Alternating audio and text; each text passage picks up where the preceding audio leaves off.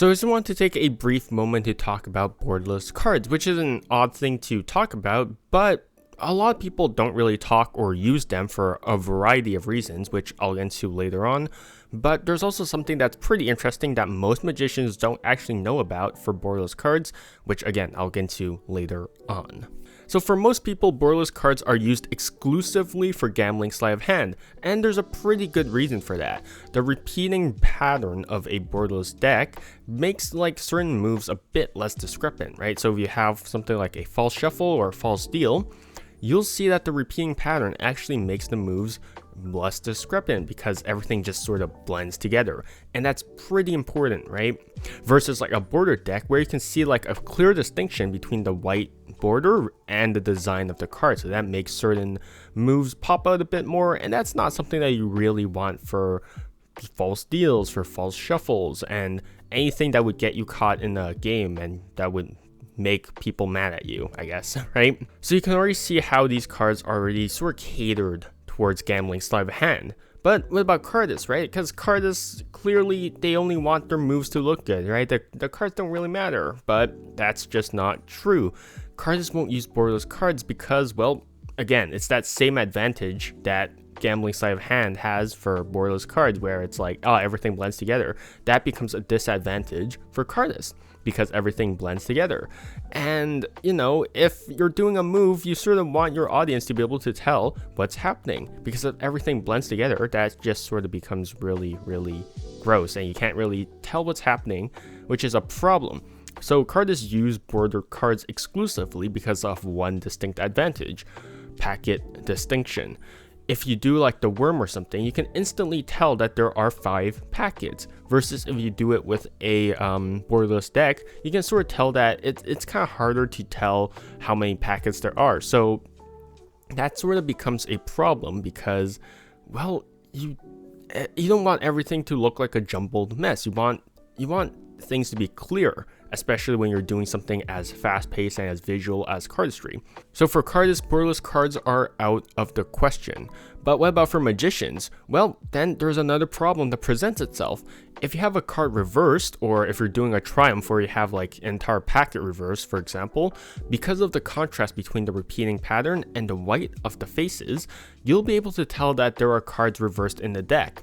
And it is not even like discrete. Like if you do triumph, you'll see this entire like block of cards that is like distinctly different from like any face down card. So it's pretty obvious that there are reversed cards in the deck, right?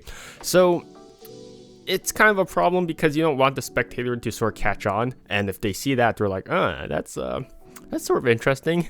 So it really doesn't appeal to anyone besides gambling sleight of hand artists. So is there really a use for borderless cards in general?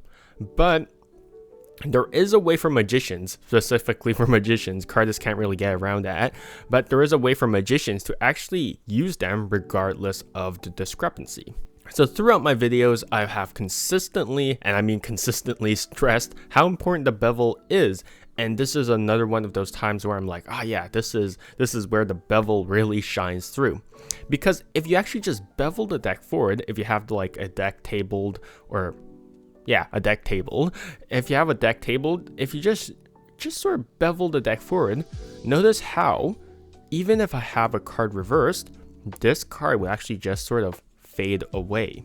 And that's really all that you need to cover up the discrepancy of a reverse card in a borderless deck. And it doesn't matter if it's just one card. I mean, I'm doing it with one card right now, but if you do it with an entire packet, you just bevel that deck forward, notice how it's the exact same. Notice how this discrepancy also fades for an entire packet as well. So this is a pretty strong tool that most people don't know about, and it's from the simplest thing in all of Magic, I would say, right? And this is not even the first time that a bevel has been used to hide like discrepancies or to provide additional subtleties, because Ascanio has been known to use something known as the beveling square up, which takes advantage of the deck's like properties and a bevel as well. So beveling the deck is a pretty easy way to fix like a common problem for magicians, right, with borderless cards. So beveling the deck towards the audience, which is like the main crux of this like sort of solution, is just a very easy fix for a common problem that magicians have with a borderless deck. So for things like inversion routines, for things like triumphs, you don't really have to worry about it as long as you bevel the deck towards the audience. So we have the deck in a dealer's grip. You can just use your index finger to shift the deck towards the audience to make sure that, you know, nothing flashes like at them, let's just say.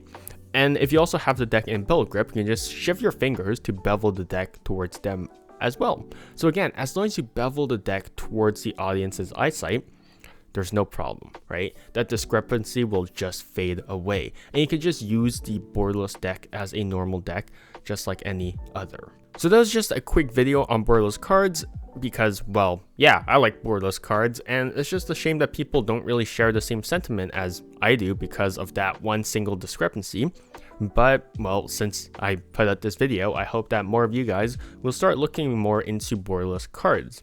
Now, I know that most people will probably just skim over this video, so this will be like a good secret between like people watching. So yeah, so yeah, that's going to be it for me today. Yeah, that was just a good short video regarding borderless cards. So yeah, stay healthy, stay safe, and see you guys next time.